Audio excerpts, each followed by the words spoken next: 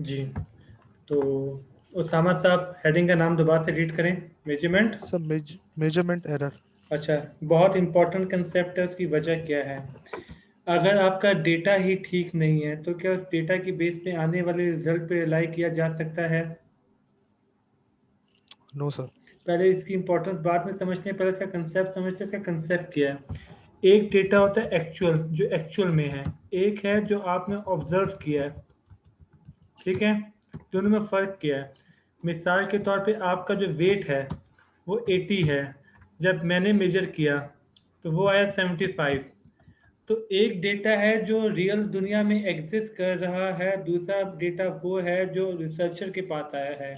Researcher ने किसी न किसी प्रोसीजर के थ्रू ही वो डेटा कलेक्ट किया होगा। ठीक है, इन दोनों का जो यस सर। डिफरेंस है वो क्या होगा? सब मेजरमेंट एरर होगा। ये बात समझ में आ गई? Yes sir. तो हम ये कह सकते हैं difference between actual and observe.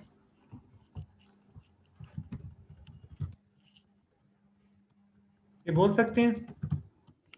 Yes sir, difference between actual and observed is इसकी known as official measurement error. Official definition दिखा देता हूँ, आप ही से रीड करवाता हूँ। ठीक है, जी रीड करें। So there will often be a discrepancy between the numbers we use to represent the thing we रुक are जाए रुक measuring जाए रुक and जाए रुक जाए। अब हमने किस चीज से रिप्रेजेंट किया था? 75 से। ये फर्स्ट लाइन समझ में आई आपको? आपका जो yes वेट sir, है वो मैंने किस चीज से रिप्रेजेंट किया था? observation say और 75, आगे क्या लिखा है? and the actual value of the thing we are measuring, hmm, that is the value we would get if we could measure it directly. आगे। This discrepancy is known as measurement error. अच्छा, अब ये काफी मुश्किल तरीके से explain किया हुआ है, जो मैं आपको ऑलरेडी आसान तरीके से एक्सप्लेन कर चुका हूँ। ये बात समझ में आ गई? Yes sir.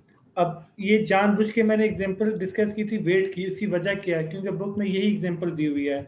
लेकिन हम इसके अलावा कोई मल्टीपल एग्जांपल्स करते हैं ताकि आपको क्लियर हो कि ये कंसेप्ट हो क्या रहा है। ठीक है, Yes sir. अब सवाल ये, एक तो है ऑब्जर्व स्कोर। ट्रू स्कोर कौन सा है? जो एक्चुअल स्कोर है, जिसको मैंने एक्चुअल कह दिया था। क्लियर है? Yes sir. तो ट्रू स्कोर कैसे आएगा? Observe minus error plus error, एक ही बात है कि अगर Hmm. मैं 75 के अंदर +5 कर दूं, एरर कर दूं, तो एक्चुअल आ जाएगा। क्लियर? Yes sir. अब एरर नेगेटिव भी हो सकता है, पॉजिटिव भी हो सकता है। ठीक है, तो मैंने प्लस का वर्ड इसलिए यूज करूँ, अक्सर एरर नेगेटिव होगा। जैसे मिसाल के तौर पे ये अगर मैं कर देता 65, ठीक है, तो +5 हो Yes sir. जाएगा। सही है, सॉरी 75, तो +5 हो जाता है। 85 होता Oh, -5 हो जाता है। no. ठीक है, Yes sir. तो ऑब्जर्व एक्चुअल का जो डिफरेंस है उसे हम क्या कहेंगे? Measurement error. Measurement error. यहाँ तक क्लियर है? यहाँ तक Yes sir. क्लियर है, तो मैं इसको और मुश्किल करता रहूँ। जी, रेजिडुअल भी कह सकते हैं, मेजरमेंट एरर कहें तो ज़्यादा बेहतर है, क्योंकि रेजिडुअल डिफरेंट चीज़ है। अच्छा, एक और बात समझें, एक वर्ड है एरर। एरर हमेशा डिफरेंस को कहा जाता है। एरर का मतलब ही क्या होता है? बोले। Error difference अब between एरर actual and बहुत टाइप के हैं। सिस्टमेटिक एरर होता है, सैम्पलिंग एरर होता है, रिग्रेशन का एरर। तो किस चीज़ का डिफरेंस? जैसे आपने पढ़ा सैंपल मीन और पॉपुलेशन मीन का डिफरेंस होता है सैम्पलिंग एरर। एक्चुअल वैल्यू और प्रेडिक्टेड वैल्यू का डिफरेंस होता है रेजिडुअल। ये है एक्चुअल एंड ऑब्जर्व का डिफरेंस। ये बात समझ रहे हैं? लोग मिक्स कर देते हैं। yes sir. जो आपने रिग्रेशन में रेजिडुअल पढ़ा वो डिफरेंट चीज़ है, वो एक्चुअल और प्रिडिक्शन का डिफरेंस है। ये बात समझ में आ रही है? Yes sir. हसन, हसन कैसे साहब ये कंफ्यूजन क्लियर करें अपनी। जो रिग्रेशन वाला एरर है जिसको आप रेजिडुअल कह रहे हैं, वो प्रिडिक्शन का और एक्चुअल का डिफरेंस है। ये एक्चुअल का और मेजरमेंट का इजी एग्जांपल करते हैं। माने थर्मोमीटर का काम क्या है?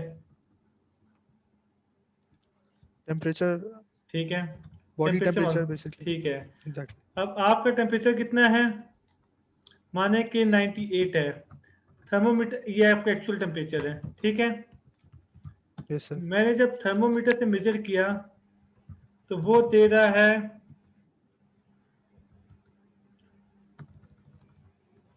पी से मेंशन कर देता हूँ, वो दे रहा है 99। ये जो 1 का डिफरेंस है क्या है? ये एरर है बेसिकली। एरर है। अगर ये 97 देता तो तो सर ये भी एरर ही होता। ये एरर बट होता। यहाँ तक बात समझ में आ गई? एक था प्लस यस वन। सर। तो बेसिकली ये जो थर्मोमीटर है ये एक टूल है जो कि मेजर कर रहा है। डन। Yes sir. इस तरह ब्लड प्रेशर की भी एक मशीन है जो ब्लड प्रेशर मेजर करती है। Yes sir. तो हमारा टूल अच्छा कब कंसीडर होगा? जब हमारी एक्चुअल और ऑब्जर्व की दोनों वैल्यूज मैच हो। आसान जबान में जितना छोटा मेजरमेंट एरर होगा, एग्जैक्टली।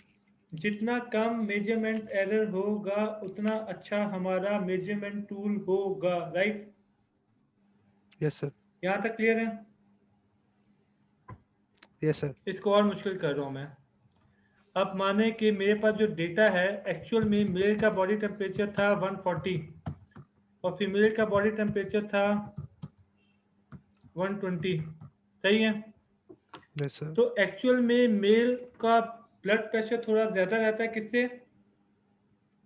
फीमेल से। अब इशू ये था कि जो मेल को मशीन मेजर कर रही थी वो गलत थी। उसने मेल का दिखाया 130, 10 से कम दिखाया। और जो फीमेल की मशीन है वो भी गलत है, वो 10 से ज़्यादा दिखाती है।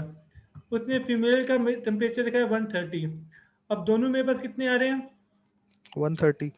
तो मेरी कंक्लूजन ये बनेगा रिसर्च का कि मेल और फीमेल दोनों का ब्लड प्रेशर सेम रहता है। Yes sir. इस कंक्लूजन की बेस पे मैं रिकमेंडेशन दूंगा, इस कंक्लूजन की बेस पे मैं हाइपोथेसिस एक्सेप्ट रिजेक्ट करूंगा, थ्योरी बनाऊंगा, सजेशन दूंगा, फ्यूचर रिकमेंडेशन दूंगा, सब इसी के बेस पे दूंगा ना। Yes sir. सब गलत हो रहा है, क्यों? बिकॉज जो मशीन मेजर कर रही है वही। क्योंकि जिस डेटा की बेस पे आप वो काम करें वो डेटा ही सही नहीं है। वो डेटा क्यों यस नहीं सही? वो एग्जैक्टली। मेजर ठीक नहीं हुआ। मेजर क्यों नहीं ठीक हुआ? जिस टूल को बिकॉज। आपने यूज किया है वही सही नहीं है। Yes exactly. ये बात समझ में आ गई? Yes sir. तो हर चीज को मेजर करने का कोई ना कोई टूल है। बिल्कुल। उस टूल को चेक करना चाहिए सही मेजर कर रहा नहीं कर रहा। Yes sir. गाड़ी के अंदर टायर की हवा चेक करने का टूल है। Yes sir. Blood pressure check करने का टूल है। Yes sir. होमोग्लोबिन लेवल कितना है आपके ब्लड के अंदर, इसको चेक करने का कोई टूल है। Yes sir. अब मैं मुश्किल करूं? Yes sir. ये सारी बातें आपको इसलिए समझ में आती हैं, इन तमाम चीज़ों की मशीन बनी हुई है। लेकिन जब हम सोशल साइंस में आते हैं तो बच्चा कंफ्यूज हो जाता है। कैसे? आपका आईक्यू लेवल कितना है इसका कोई टूल नो सर। है ना? टेस्ट बना हुआ है। ओ टेस्ट आईक्यू टेस्ट हाँ। आप कितने इमोशनल इंटेलिजेंट है इसका टूल है। Yes sir. बना हुआ है। आपकी पर्सनैलिटी क्या है इसका भी टूल बना हुआ है। आप इगोइस्ट है नहीं है इसका भी टूल बना हुआ है। आप इंट्रोवर्ट है एक्सट्रोवर्ट है इसका भी टूल बना हुआ है। ब्रेन लॉयल्टी कितनी है आपके अंदर, बात समझ रहे हैं, इसका भी यस टूल सर। बना हुआ है। सेटिस्फेक्शन लेवल कितना है इसका भी टूल बना हुआ है। ये बात समझ गए? Yes sir. आसान जबान में आप इसको क्वेश्चनर कहते हैं। तो क्वेश्चनर को टूल क्यों कहा जाता है, इसकी लॉजिक समझ में आई? Yes sir. तो क्या ये चेक करने की जरूरत नहीं है कि क्या वो ठीक मेजर कर रहे हैं या नहीं है? Yes sir. यहाँ तक बात समझ में आ रही है? बिल्कुल। अब मुल्क अच्छा परफॉर्म कर रहा है, मुल्क अच्छा परफॉर्म नहीं कर रहा, तो आपने मैक्रो इकोनॉमिक्स के नाम से कुछ इंडिकेटर बना दिए। आपने कहा मुल्क की परफॉर्मेंस में मैक्रो इकोनॉमिक्स इंडिकेटर की बेस पे मेजर करूंगा। जीडीपी, एफडीआई, इंटरेस्ट रेट, ये सब कुछ देखूंगा, एक्सचेंज यील्ड, ये सब चेक करूंगा। बात समझ रहे हैं? Yes sir. यूनिवर्सिटी है अच्छी है बुरी है, इसका कोई ना कोई क्राइटेरिया, कोई ना कोई टूल आपने बनाया हुआ है। Yes yes sir. आपके अखलाक कैसे है, कोई ना कोई क्राइटेरिया है। बिल्कुल। उसामा साहब मैरिड है सिंगल है? सिंगल है। तो आपकी अम्मा आपके लिए रिश्ता ढूंढती है। अब वो देखती है बंदी अच्छी है बुरी है, तो कोई ना कोई टूल होगा जिसकी बेस पर अम्मा मेजर करेंगी। Yes sir.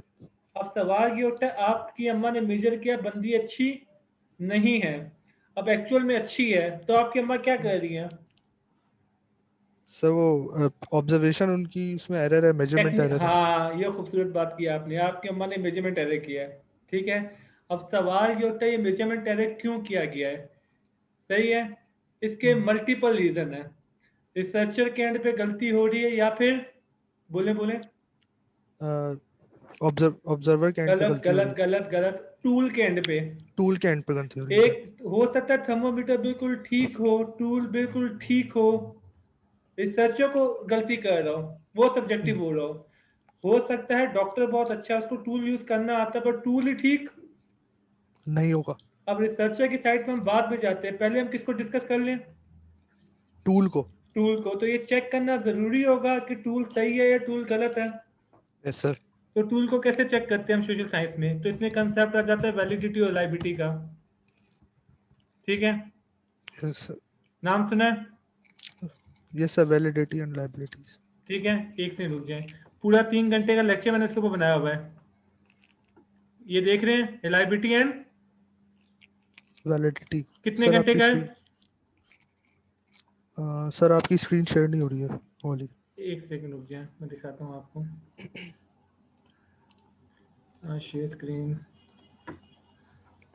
दिख रहा है आप? Yes sir. ये लाइबिलिटी एंड वैलिडिटी कितने घंटे का लेक्चर है? और 3 घंटे ऑलमोस्ट। 2.25। और फिर मैंने ये सिखाया कि सॉफ्टवेयर पे टेस्ट कैसे होती है, ठीक है? यस तकरीबन सर। 3.5 घंटे लग जाएंगे इसके ऊपर। लॉजिक क्लियर हो गई? Yes sir. तो इसके अंदर डिटेल के अंदर बताया गया है कि वैलिडिटी और रिलायबिलिटी होता क्या है, कितने टाइप की वैलिडिटी और रिलायबिलिटी होती है, उन सबको टेस्ट कैसे किया जाता है, ठीक है? ये यस सर। सारी मेहनत हम लोग क्यों कर रहे हैं? To minimize the measurement error. जी सही है, क्योंकि अगर डेटा यस। गलत हुआ तो आगे किसी चीज का कोई फायदा नहीं होगा। नहीं होता। ये बात क्लियर हो गई? Yes sir. तो ये वैलिडिटी रिलायबिलिटी का बेसिक कंसेप्ट क्लियर हो गया। Yes sir. तो पहले तो हम पढ़ेंगे वैलिडिटी होता क्या है, कितने टाइप की वैलिडिटीज होती है। फिर हम पढ़ेंगे रिलायबिलिटीज कितने टाइप्स की होती है।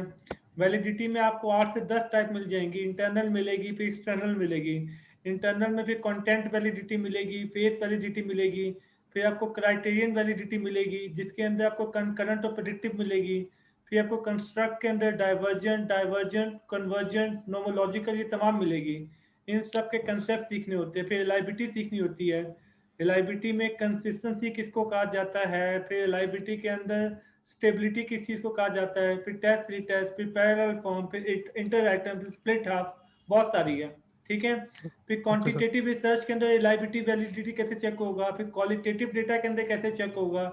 ये बहुत डिटेल टॉपिक है, तभी 3.5 घंटे की वीडियो बनी थी, ठीक है? Yes sir. मेजरमेंट का कंसेप्ट समझ में आ गया? Yes sir. आप कह रहे एक्चुअल में कुछ और है, आप इसको कुछ और मेजर कर रहे हैं। लॉजिक क्लियर हो गई? बिल्कुल। अच्छा, इसकी ज्यादा डिस्कशन हमारे यहाँ होगी। हमने एक हेडिंग पे थी नेचुरल वेरिएबल, याद है? Yes sir. उसमें क्या था, ऑब्जर्व और अनऑब्जर्व, याद आया? Yes sir.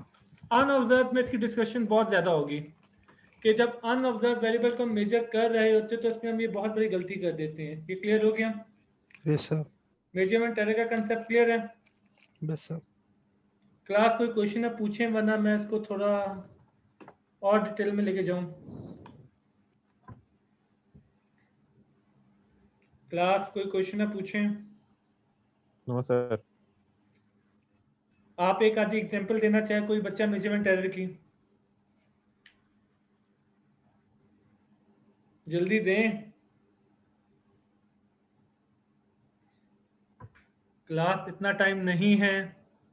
हाँ ठीक है, ये सिंपल एग्जांपल हो सकते है कि आपने हाइट मेजर करनी थी, मेरी हाइट 6'4" थी, आपने 6'2" मेजर कर ली, तो ये 0.2 का आपने मेजरमेंट एरर कर दिया, ठीक है? डॉक्टर्स में बड़ी कॉमन चीज होती है, लोग कहते हैं इसने बीपी गलत ले लिया था, इसने रीडिंग गलत ले ली थी। ये बात समझ रहे हैं? तो बहुत दफा डॉक्टर्स में तो बड़ा कॉमन होता है टर्म कि मेजरमेंट एरर हो गया है, मतलब एक्चुअल में कुछ और था, इसने मेजर कुछ और कर लिया। क्लियर है? Yes sir. Yes sir. ये पिछले 100 साल से फीमेल्स को अपने टेलर्स के साथ क्या कंप्लेन है? Sir measurement error. Measurement error की कंप्लेन है कि एक्चुअल में साइज कुछ और था, तुम लोगों ने साइज कुछ और ले लिया है। तो आसान जुबान में सर समझ लें।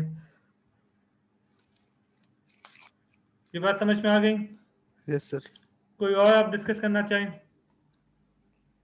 तो जैसे खाने की एग्जांपल में हर कोई अलग अलग, जैसे हम रेसिपी नेट पे देखते हैं वो कुछ और होती है, टेस्ट अलग होता है, और फिर हम जब बनाते हैं तो वो टेस्ट अलग बनता है। वो खैर तो measurement डिफरेंट error होता है इस वजह से।